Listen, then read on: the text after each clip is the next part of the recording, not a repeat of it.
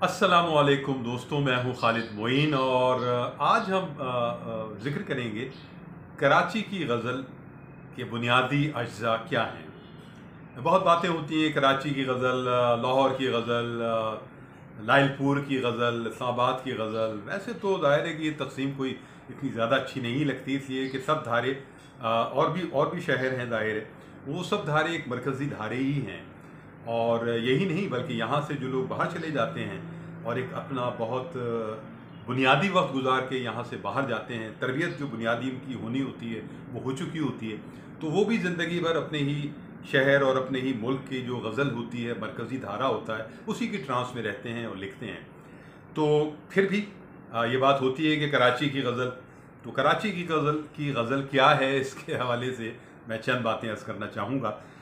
कराची की गज़ल कोई आसमानी गज़ल नहीं है, कोई ऐसी गज़ल नहीं है जो अजूबा हो या जो बाकी शहरों में गज़लें कही जा रही हैं, जो मरकज़ी धारे की गज़ल है उससे बहुत मुख्तलिफ हो, ऐसा कुछ नहीं है।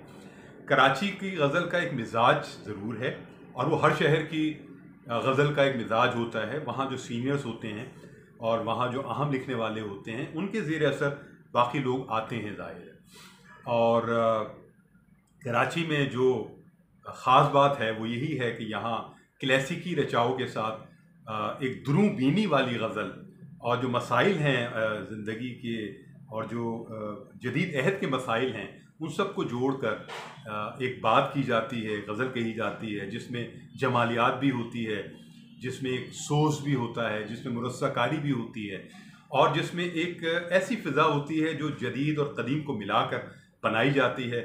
हाँ, कराची में तराकीब का इस्तेमाल बहुत होता है, जो फ़ारसी तराकीब हैं, बाज़ औक़ात दो दो और बाज़ औक़ात तीन तराकीब भी साथ जोड़कर लिख दी जाती हैं।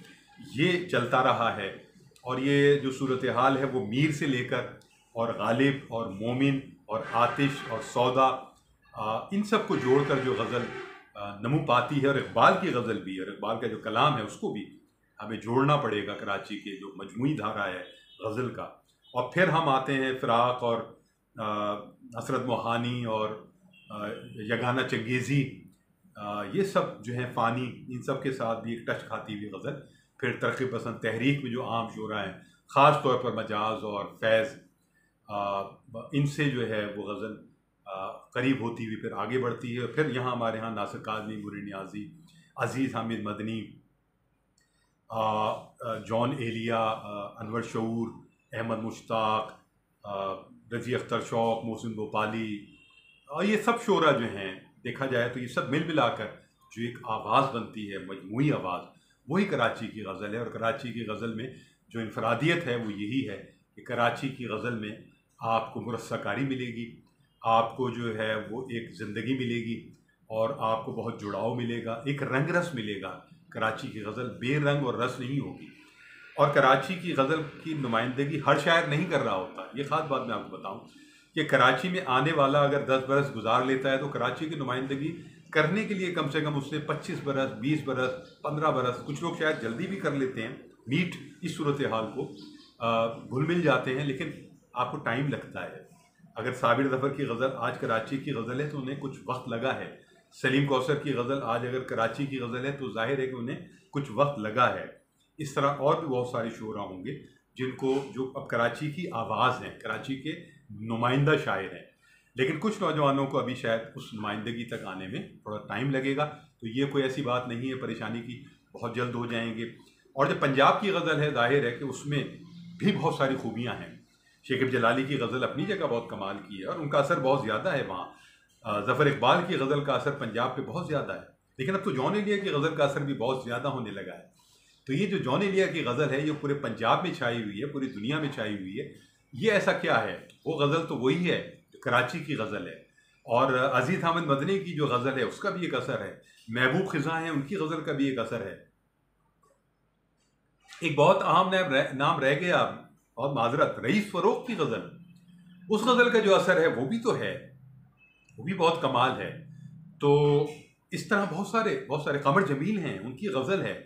प्रोज़ पोइट्री तो उनकी है ही, लेकिन कमर जमील की जो गज़ल है उसका भी एक कमाल है, उसका भी एक असर है। आईने में फूल खिला है, हाथ लगाना मुश्किल है।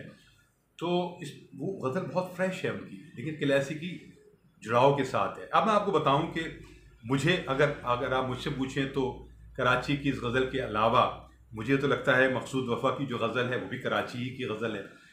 अंजुम सलीमी की जो गज़ल है उसमें भी वही क्लासिकी रचाव है, वो ज़िंदगी है, वो भी मुझे कराची की लगती है। सनाउल्लाह ज़हीर की जो गज़ल है उसका भी एक कमाल है, वो भी मुझे लगता है कि कराची की ही गज़ल है। अख्तर उस्मान वहाँ बैठे हैं इस्लामाबाद में, मैं तो उनकी गज़लें सुनकर और मुझे लगता है कि वो भी कराची ही की गज़ल है। बहुत खूबसूरत गज़लें कहते हैं और क्लासिकी रचाव के साथ कहते हैं, लफ्ज़ आशना हैं, ख़याल आशना हैं। इसी तरह शाहीन अब्बास हैं शेखपुरा में, उनकी गज़ल भी बहुत कमाल की है, मुझे लगता है कि वो भी कराची ही की गज़ल है। ज़ियाउल हसन की गज़ल आप लाहौर में आ जाएँ तो वो भी मुझे लगता है कि कराची ही की गज़ल है। आफ्ताब हुसैन अब यहाँ नहीं रहे, वो चले गए जर्मन, तो मुझे लगता है कि वो भी कराची की गज़ल के बहुत करीब हैं। डॉक्टर अबरार अहमद माफ़ कीजिएगा, तो उनकी जो गज़ल और नज़्म है वो भी मुझे लगता है कि कराची से बहुत करीब है। मोहम्मद खालिद इंतकाल कर गए, उनकी गज़ल भी मुझे लगता है। इस तरह और बहुत सारे लोग। कहने का मकसद ये है कि जो जो जहाँ है। अब अच्छा, इसके साथ साथ हम आ जाएँ अमेरिका में आ जाएँ तो आरिफ इमाम जो गज़ल कह रहे हैं मुझे लगता है कराची ही की गज़ल है। इरफान सत्तार कनाडा से गज़ल कह रहे हैं तो मुझे लगता है वो कराची ही की गज़ल है। इसी तरह इशरत आफरी हैं, वो भी वहाँ ह्यूस्टन में है, वो लिख रही हैं तो मुझे लगता है कराची ही की गज़ल है। हुमैरा रहमान न्यूयॉर्क में है, मुझे लगता है कि वो कराची ही की गज़ल है। इस तरह रईस हमारे बहुत करीबी दोस्त रईस वारसी माजरत रईस वारसी हमारा यार है, तो रईस वारसी जो गज़ल कह रहा है और जो खिदमात वहाँ सर अंजाम दे रहा है तो खालिस कराची की सूरत हाल है। तो मुझे लगता है कि एक नून दानिश वहाँ बैठे हुए हैं, दानिश की गज़ल और गुफ्तगू सारी वो सब कराची ही है, क्योंकि ये सब लोग कराची ही से बहुत सारे लोग गए हैं जो कराची से बहुत कुछ लेकर गए हैं, असातिज़ा के साथ उठे हैं, बैठे हैं, उन्होंने अपनी गज़ल की नोक पलक जो संवारी है वो कराची ही में एक अपना मिच्योर एज के साथ वो गए हैं। चाहे वो आरिफ इमाम हो, रईस वारसी हो, नून दानिश हों, इरफान सत्तार हों, इशरत आफरी हों, उमैरा रहमान हों, इस तरह और बहुत से लोग हैं। ये सब जो है वो मुझे लगता है कि ये कराची ही की नुमाइंदगी कर रहे हैं और बहुत अच्छी गज़लें और अच्छा कलाम कह रहे हैं। तो इस तरह पूरी दुनिया में जहाँ जहाँ कराची के लोग हैं, ये शब तमन्ना अगर लंदन में हैं मौजूद तो ज़ाहिर है उसका एक जायका तो कराची की गज़ल का भी साथ लगा हुआ है। तो इस तरह और बहुत सारे लोग हमारे वहाँ बैठे हुए हैं, लंदन में बैठे हैं, मिडिल ईस्ट में बैठे हुए हैं।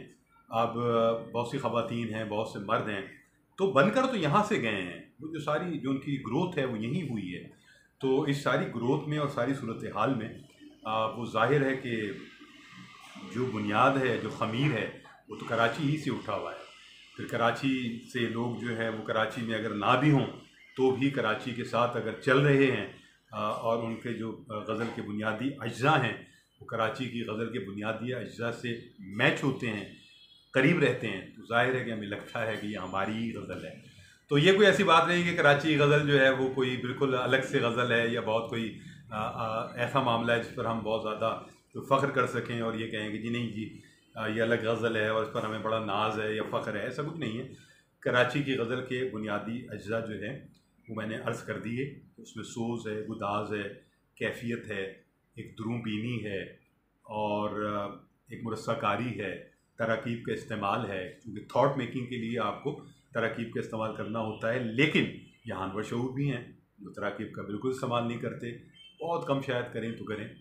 तो उनकी गज़ल जो है उसका भी एक असर है, उनकी गज़ल का असर पूरे पंजाब पर है और पूरी दुनिया में है। जैसी वो गज़ल कहते हैं जितनी सजी हुई मुरस्सा, तो उसको भी ज़ाहिर है कि उसके फॉलोवर्स हैं बाकायदा। तो उस गज़ल में भी लेकिन रंग चाशनी, एक हल्का फुल्का रोमांस का रंग भी, ज़िंदगी के मसाइल मशहूर की गज़ल के बुनियादी अज्जा हैं, वो कराची की गज़ल के बुनियादी अज्जा ही हैं। तो हम सब जो लिखने वाले हैं, नए हों या पुराने हों, कराची के जायके में गुंधे हुए हैं और हम दुनिया के किसी हिस्से में भी चले जाएं, कराची की गज़ल रहेगी और वो दूर से पहचानी जाएगी, चाहे वो पंजाब में भी हो, हम तो उसे भी अपनी ही गज़ल कहेंगे। बातें हुई, मैं मोहसिन रूपाली साहब के 2 शेर यहाँ अर्ज़ करूँगा। बहुत ज़बरदस्त शायर रहे हैं और बड़ी खिदमात रही हैं उनकी। मैं 2 शेर उनसे अर्ज़ करता हूँ कि गलत थे वादे मगर मैं यकीन रखता था, गलत थे वादे मगर मैं यकीन रखता था वो शख्स लहजा बहुत दिल नशीन रखता था, वो शख्स लहजा बहुत दिल नशीन रखता था। गुजरने वाले न यूं सरसरी गुजर दिल से, गुजरने वाले न यूं सरसरी गुजर दिल से, मकान शिकस्ता सही पर मकीन रखता था, मकान शिकस्ता सही पर मकीन रखता था। तो मौसम इकबाली की खिदमात बहुत हैं, बहुत बाकमाल शायर हैं। और नहरंगी सियासत दौरां तो देखिए मंजिल उन्हें मिली शरीके सफ़र न थे, ये तो ज़ुबान ज़द आम शेर है। और उसके अलावा भी उनके बहुत सारे शेर ऐसे हैं जो ज़ुबान ज़द आम हैं और उन पर कभी तफसील से गुफ्तगू करेंगे। शेर अदब पाइंदाबाद, पाकिस्तान जिंदाबाद। आप अपना अपने अहबाब का ख्याल रखिएगा। खालिद मोइन को इजाज़त दीजिए। अल्लाह हाफिज़ नासिर।